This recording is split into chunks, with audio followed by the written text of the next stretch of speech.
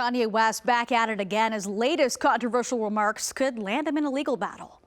I watched the George Floyd documentary that Candace Owens put up. One of the things that his two roommates said was, they want a tall guy like me. They want a tall guy like me. And the day when he died, he said a prayer for, 8 minutes. He said a prayer for 8 minutes. They hit him with the fentanyl. If you look, the guy's knee wasn't even on his neck like that. When he said mama, Ye spoke on a recent episode of the podcast Drink Champs, where he discussed the death of George Floyd and several other topics. The host of Drink Champs, NORE, has since apologized for the comments West made on the episode his team put out. He claims he didn't know Ye's statements were going to be hurtful to listeners. The podcast is no longer watchable on YouTube. Civil rights attorney Lee Merritt, who has represented the Floyd family, tweeted that they are considering legal action against West.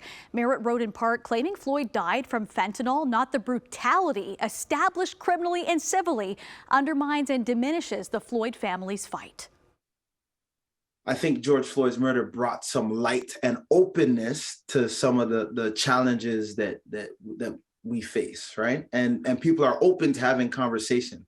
So people are ready to listen, or some people are ready to listen. Some people are ready to actually take action. When you have someone from the community one of the communities that we're talking about saying things that make it look like, well, it's not that bad, or it really isn't that, especially someone of influence and someone that has power, it causes cognitive dissonance for folks. Like, so is it that bad? Should we be having these conversations? Well, Ye says, that wasn't, you know what I mean? So it makes the conversations more challenging.